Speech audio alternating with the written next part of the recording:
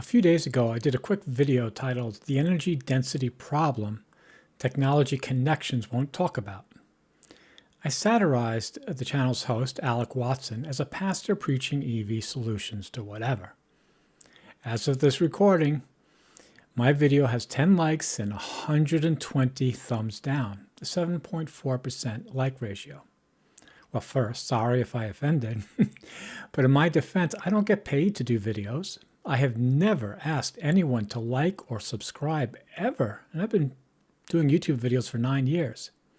You can stop watching immediately and YouTube will happily direct you to something else. I don't understand so many downvotes. It's all emotional, nothing else.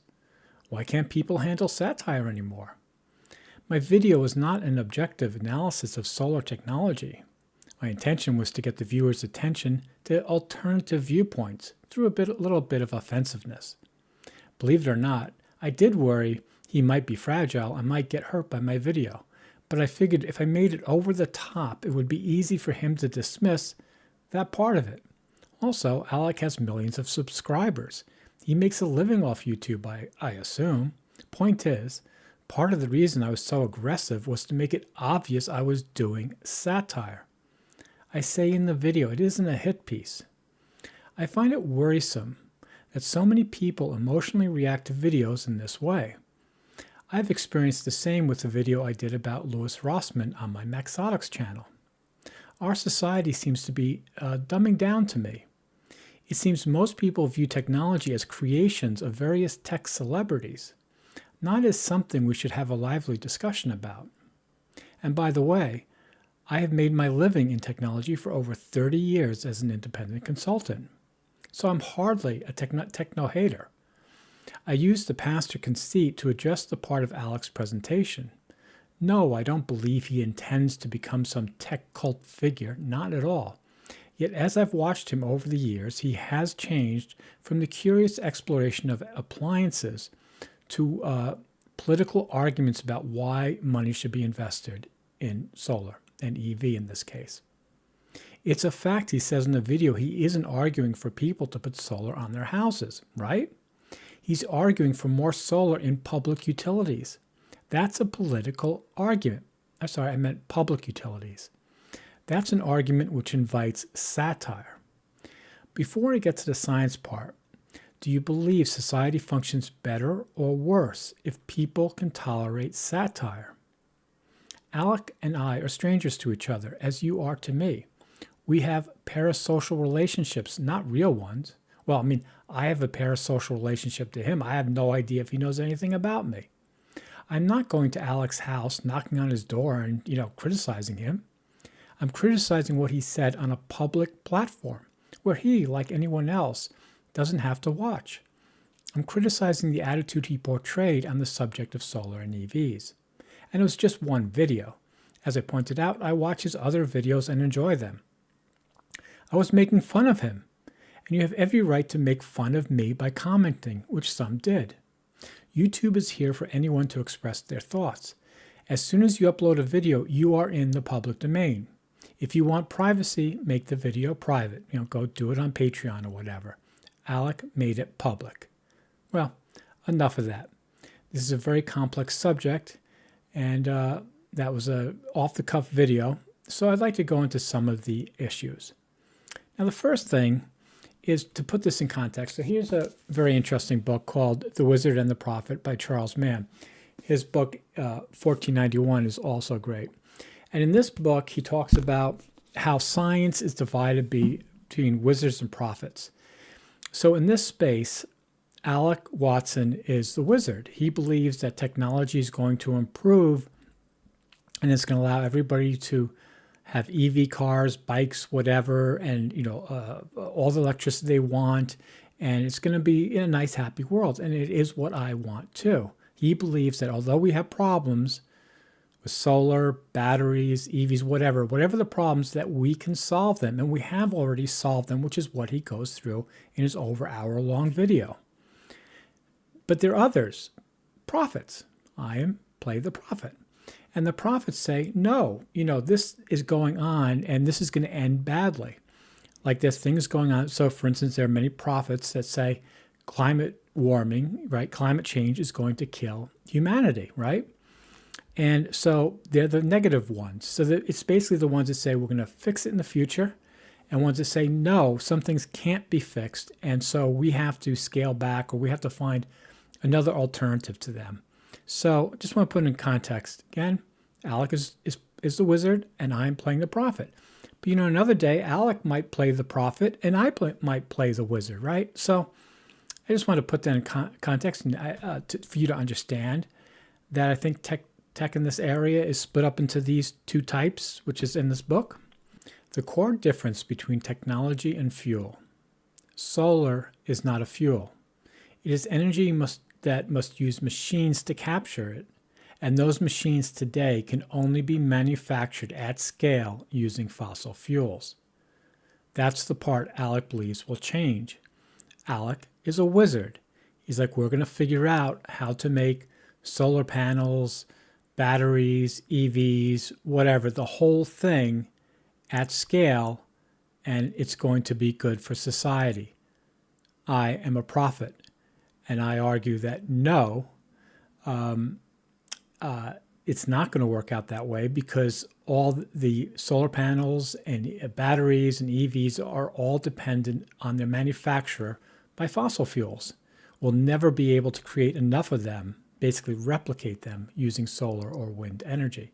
Again, I might be wrong. Again, I'm just a prophet saying, hey, it's not going to happen. And so we should scale back our use of fossil fuels or whatever. There are many other ways to go if you believe that's possible. But I want to take you on a little journey so to get a feel from where I'm coming from. So imagine that you can go back in time and we'll give you a computer and you can bring AI with you and all the technical references that you want. And you can go back to the year 26 AD, right? Right after Jesus, right? You can go back with all your technology, your knowledge of technology. How different would your life be in 50 years or whatever? Would you be able to use that technology to change your life and those around you? I believe the answer is no, not even close. We take so much for granted in all the technology that we use.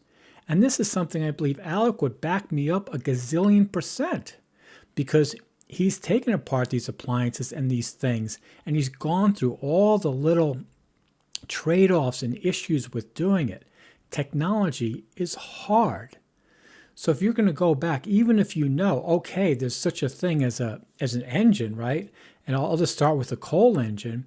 You still have to have all the technology to build the furnaces to take the coal and the limestone and whatever, right, and make it into iron. And then you need oxygen to pump in to make it into steel. There's so much involved in it. You'd have to source all those materials. You have to build this. This took centuries to do. You just can't do it automatically. So when you do this experiment in your head, this thought experiment, you realize that technology does nothing without fuel. Because let's just say I said, okay, you can bring back all the technology you want. You can bring back, you can go into the past with an EV car, with an ICE car, with a tractor, all these things, right? Well, how would you get the fuel to put in them? That's very difficult. Again, if you're going to build a refinery, if you're going to build a tower that distills the fuels, you're going to need the metal that can hold the pressure. You're going to need all these devices to do this. But basically, you need fuel. Nothing will work without fuel. Even if you brought back solar panels, right, what are you going to do with them, right? I mean, how much could you really get done? My guess is the king would come and find somebody to lop your head off, and they'd have it as like a curiosity or something, right? So technology is built up on centuries of understanding, and it all rides on fossil fuels today. Again, might change in the future. Just want you to understand my point of view. So another thing, why did Biden impose 100% tariffs on Chinese EVs? Because business owners lobbied to put their profits ahead of social goods. And this too, I was sort of satirizing in Alec's video. It's like, okay, if you really believe solar, why doesn't our government allow everybody to get a cheap EV from China, right? And what's stopping them? So I think, you have to look at this. You can't just start saying, listen, I'm going to talk about solar. It's not about my roof. I just, if we get more solar in our utilities, we can get more EVs. We can build this out. And I'm like, are you reading the news? I mean, this is right in the news. This isn't even a secret that Biden did all these tariffs, right? So, if you want that world, then why aren't you writing to your congressman or senator? Or why aren't you talking about that issue? Why aren't you saying, hey, years ago, Biden put tariffs on these EVs, and it's preventing us from doing this type of stuff, right? That's the bigger problem. So, and also today, why are the tariffs on many components that would allow us to build more electric infrastructure, as Alex proposes? I'll tell you one reason. Again, the government doesn't serve some rational needs of the public. It ends up serving those who make profits selling things, EVs included, and they generally only target the wealthy part of the population. Therefore, I made fun of Alec for believing it's just a question of understanding the numbers he laid out. If everyone saw what he saw, we could build more infrastructure, more EVs, build a better life. And that's sort of what he's saying, right? But again, I see what he sees. I want what he sees. I've never said otherwise in this video or any other. What I've said is we can't do it at scale without fossil fuels. And if we can't do it at scale, then it's not going to happen at scale. And then you have to ask the question, who's it for? Are his viewers all just wealthy people? Will all his viewers be able to afford this? And if they can't, if profits, like me, it doesn't have to be me, other people are right, then wouldn't you want, if you're part of the audience, you're like, I'm not going to get, I'm not going to be part of this thing where I'm going to get this EV, right? Then you say, hey, well, let's everybody cut back on their fossil fuels. Let's create EVs for everyone. Let's maybe put a cap on the range and say, okay, forget it. We won't have range anxiety if everybody accepts they only have 150 miles, so everybody can get an EV, right? Just stuff like that. Okay, so now I'm going to go on to my slideshow. This is a work in progress, but whatever. So hypothetically, we want to power everything with solar panels, right? Here are our solar panels. Here are our trucks, shipping, factories, right? And here's a standard solar panel. It's 17.6 square feet. Its output is 400 watts maximum. But all solar arrays need power inverters. So manufacturing new solar panels require coal, oil, gas furnaces to reach the 2,000 plus degrees to melt silicon, etc. Again, this is for new panels and stuff. But so for new panels, basically today, this is again today. So profits point out, hey, before you can talk about the future, let's get an honest appraisal of where we're at today. So silicon purification needs 2,200 degrees. And it's coal dominated currently, and it's done in China. The glass manufacturing, the same thing. It needs natural gas furnaces. Steel production needs around 2,500 degrees, and it's globally is still 70% gold-based blast furnaces. And I should also point out that all raw new steel, and many cars need that, even EVs, they can't use recycled steel. They need to use raw steel, and that means they need to use coal. So the only part of this is the aluminum smelting, and that's right now done with electric, yes, but generated by coal and gas. And I'm not even talking about batteries here, which are really the real bigger problem. So again, electric furnaces are mostly used to recycle metals.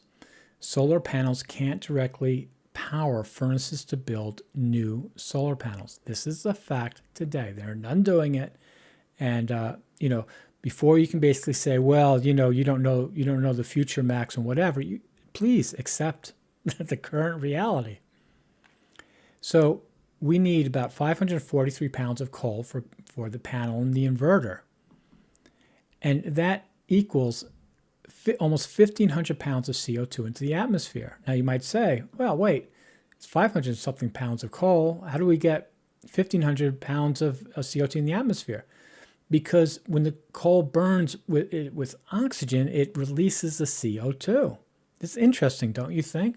That's why all these solar panels that are being built in China that you are buying, you are releasing ridiculous amounts of CO2 into the atmosphere, causing climate change. But again, I'm not even factoring in climate change here, right? We're going to ignore it. So the lifetime of a panel is, let's say, 25 years, so it can generate 35 or 36 million BTUs, and it's 4.7 times better than burning the coal that manufactured it. And that is fantastic. And that is why Alec is rightfully excited about solar, because it will take some coal, and you burn some coal, yes, but you essentially get 5 times the energy back.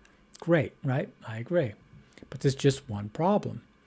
From the 4 trillion tons of metric coal that we believe is on Earth, we only have 1 trillion left. It's still a ton of coal, pun intended. Well, it's a lot of coal. We have plenty of coal, but we're still running out. Other thing is all the good coal has gone. Again, today, all solar panels are built basically using coal and gas, okay? Today. So you can talk about a future where you can recycle more, but recycle with what energy?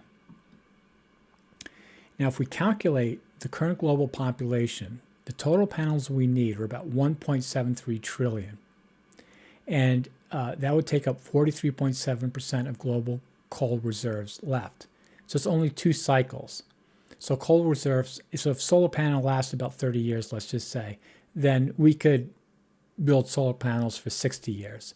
So, and with recycling, let's assume 100 years, or even 200 years, or, or 300, 400 years. We're still talking centuries, right? So,